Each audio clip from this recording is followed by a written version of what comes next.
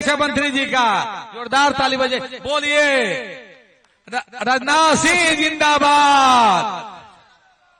और स्वागत की अगली कड़ी में हमारे भारतीय जनता पार्टी के नेता और यहाँ के पूर्व विधायक राजेश्वर राज जी अपना अंग बस से उनका स्वागत करेंगे। इस कड़ी को आगे बढ़ाते हुए हमारे जिला के पूर्व के जिला अध्यक्ष भारतीय जनता पार्टी के प्रदेश कार्य समिति के सदस्य मदन प्रसाद बैस जी अंग बस से माननीय रक्षा मंत्री जी का स्वागत कर। आप तालियों में इतनी कंजूसी न रखें। जो रक्षा मंत्री जी आपको दिल्ली से चल के आपके पास आए, तालियां बजती रहनी चाहिए। बोलिए राजनाथ सिंह जिंदाबाद। उत्तर प्रदेश सरकार के मंत्री श्री सतीश शर्मा, प्रदेश महासचिव रालोमो श्री रविंद्र कुमार जी, राष्ट्रीय महासचिव रालोमो श्री अखिलेश्वर प्रसाद सिंह जी, श्री अनंत कुमार गुप्ता, प्रदेश अध्यक्ष बिंदा चंद्रवंशी जनता दल यू, जगनारायण यादव जनता दल यू, विकास कुमार सिंह प्रदेश महासचिव जनता दल यू, मनीष रंजन, श्री अजीत कुमार सिंह, श्री राजेश्वर राज, श्री राजेश्वर सिंह। इस सभा में मौजूद मेरे सभी सम्मानित बहनों एवं भाइयों, शायद जहां तक मुझे याद है पहली बार इस स्थान पर किसी सार्वजनिक सभा को संबोधित करने के लिए आप सबके सामने खड़ा हुआ।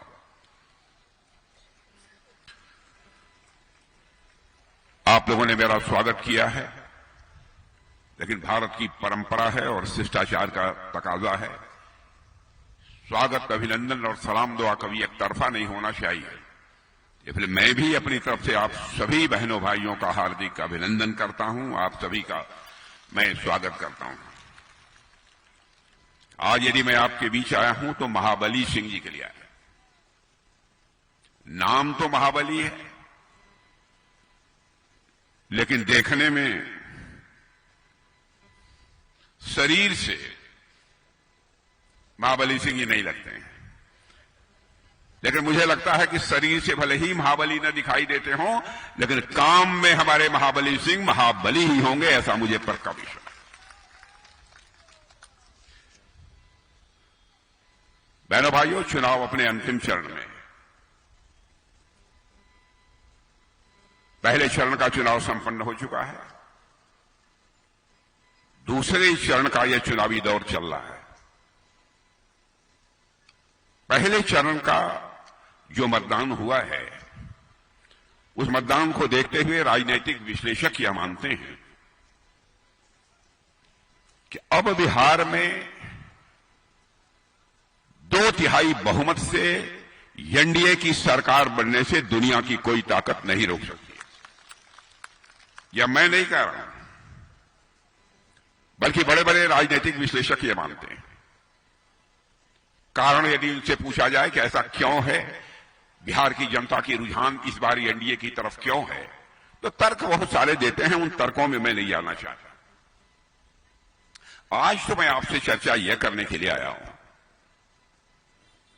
यह चाहे जेडीयू हो, चाहे ये आरजेडी हो, चाहे कांग्रेस हो, यह सब सारी राजनीतिक पार्टियां हमारी बिहार की जनता की आंखों में धूल झोंक कर उसका समर्थन हासिल करना चाहती हैं।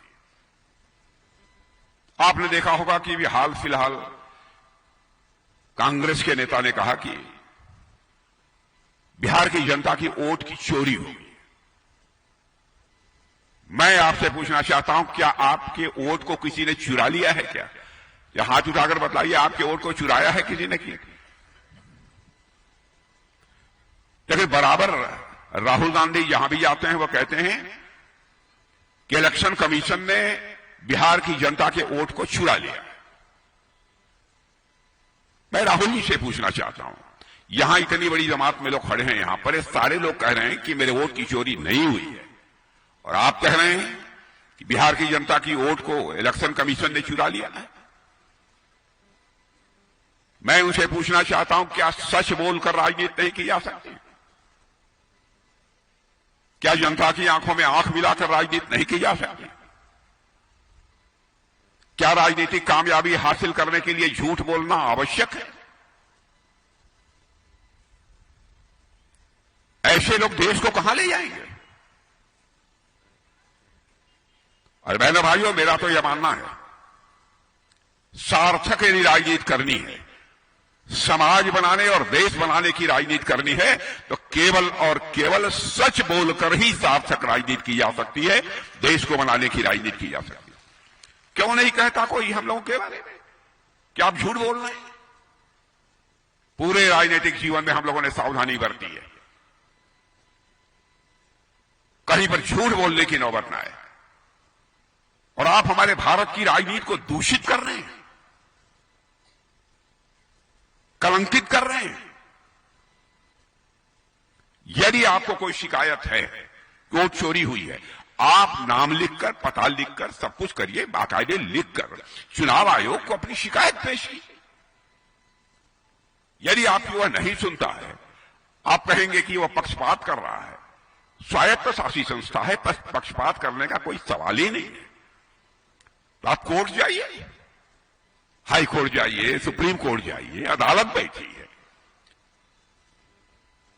क्या कहीं पर भी आपको इंसाफ नहीं मिलेगा? और आप जनता की आंखों में धूल झोंक रहे हैं। और एक कांग्रेस के नेता वो राहुल जी यह भी कहते हैं कि ऐसा है कि सेना में भी जांच पात के आधार पर सब कुछ होना चाहिए।